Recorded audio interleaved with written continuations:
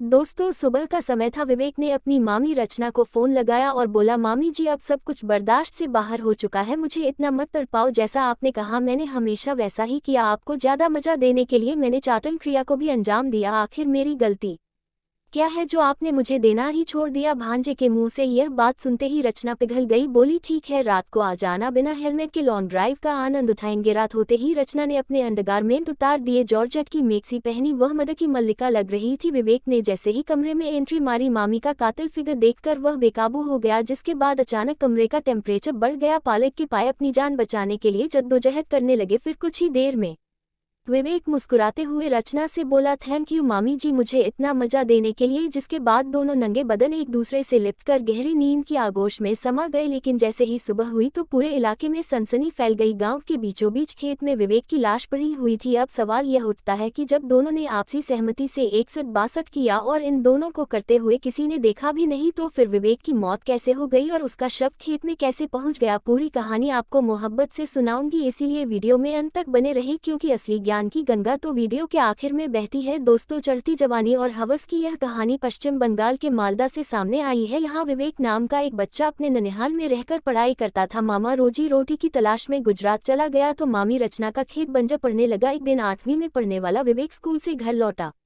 रचना से बोला, मामी मुझे भूख लगी है, जल्दी से खाना दे दो। रचना ने उसे 2 रोटी देते हुए बोली, भूख तो मुझे भी बहुत लगी है, लेकिन क्या करूं, भूखा रहना पड़ेगा। विवेक बोला, मामी जी 1 रोटी आप खा लो, 1 मैं खा लेता हूं। तो रचना बोली कि जिस्म की भूख रोटी से नहीं मिटती है बाबू। यह सुनकर विवेक हैरान रह गया। पेट की भूख के बारे में तो उसने सुना था और पढ़ा भी था, लेकिन जिस्म की भूख के बारे में तो उसको पता ही नहीं था। उसने पूछा, मामी जी यह जिस्म की भूख कैसी होती है और यह कैसे मिटती है। तो रचना उसकी लुल्ली पर हाथ लगाते हुए बोली, इससे जिस्म की भूख मिटती है और इस भूख को मिटाने में बहुत मजा आता है। तो विवेक घबरा गया, बोला, मामी जी आप इसको खा लोगे तो मैं जिंदा कैसे रहूंगा। तो रचना मुस्कुराते हुए बोली, इसको खाते नहीं है, सिर्फ चूसते हैं। पहले तुम रोटी खा लो, फिर मैं बताती हूँ कैसे करना है।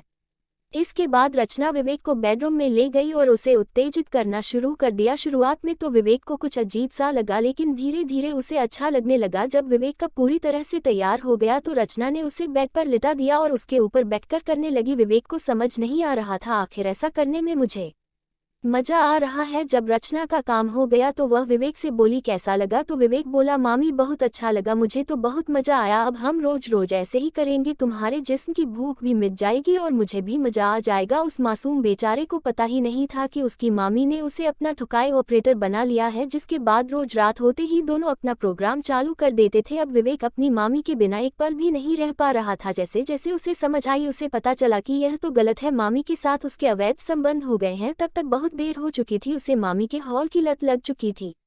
हॉल के दलदल से बाहर निकलना उसके लिए मुश्किल ही नहीं बल्कि नामुमकिन हो चुका था। दोनों की ठुकाई चलती रही, वक्त का पहिया आगे बढ़ता गया। फिर एक दिन विवेक की पढ़ाई पूरी हो गई और वह अपने घर वापस लौट आया, लेकिन मामी का हॉल उसे हर दूसरे तीसरे दिन ननिहाल पहुंचने पर मजबूर कर देता था, जिसके कुछ दिनों बाद विवेक के घर वालों ने उसकी शादी कर दी। विवेक अब तक सेक्स के मामले में बहुत बड़ा खिलाड़ी बन चुका था। उसकी मामी ने उसे कामसूत्र के 64 के 64 आसन सिखा दिए थे, लेकिन नई नवेली दुल्हन इस मामले में पूरी तरह से अनाड़ी थी। वह विवेक को रचना जैसा मजा कभी नहीं दे पाई, लेकिन विवेक को तो अब हाईटेक तरीके से सेक्स करने की लत लग चुकी थी, लिहाजा वो शादी के बाद भी ठुकाई ऑपरेटर की नौकरी करता रहा। जब इस बात की जानकारी विवेक की पत्नी को हुई तो उसने गुस्से में आकर यह बात सबको बता दी। परिवार और रिश्तेदारों के दबाव में आकर रचना ने विवेक को देना बंद कर दिया, लेकिन विवेक रचना की लेने की कोशिश करता रहा। लाख कोशिशों के बाद भी जब रचना नहीं मानी तो मामी के हॉल के वियोग में विवेक धीरे धीरे पागलों जैसी हरकत करने लगा। वो लगातार मामी को फोन करके भिखारियों की तरह भीख मांगता था, लेकिन एक दिन रचना को दया आ गई और उसने विवेक को बुला लिया। रात में करके दोनों सो गए। सुबह 4 बजे तो रचना ने विवेक को उठाया और कहा कि तुम चुपचाप यहाँ से चले जाओ, यह अंतिम बार था, आज के बाद मुझे भूल जाओ। तो विवेक रोते हुए कहने लगा, मेरे साथ इतना बड़ा अन्याय मत करो, मैंने बचपन से ही तुम्हारी ली है और मैं मरते दम तक तुम्हारी लेना चाहता हूँ। मेरी पत्नी मुझे बिल्कुल भी मजा नहीं देती है, प्लीज तुम मुझे नौकरी से मत निकालो। जब रचना नहीं मानी तो विवेक ने गुस्से में अपनी बैग से तेजाब की बोतल निकाली और पी गया। वह जमीन में पड़े छटपटाने लगा तो रचना उसे उल्टी कराने के लिए बाहर खेतों की तरफ ले गई, लेकिन कुछ ही देर में विवेक ने दम तोड़ दिया। यह देखकर रचना घबरा गई, उसने शव को खेत में ही छोड़ दिया और वहां से फरार हो गई। जब मामले में पुलिस की एंट्री हुई तो विवेक की पत्नी ने पूरी कहानी बता दी, जिसके बाद पुलिस ने कुछ ही घंटों में रचना को हिरासत में ले लिया और विवेक को मरने के लिए उकसाने के आरोप में जेल भेज दिया। दोस्तों, उम्मीद करती हूँ चढ़ती जवानी और हवस की इस कहानी को आप भली भांति समझ गए होंगे।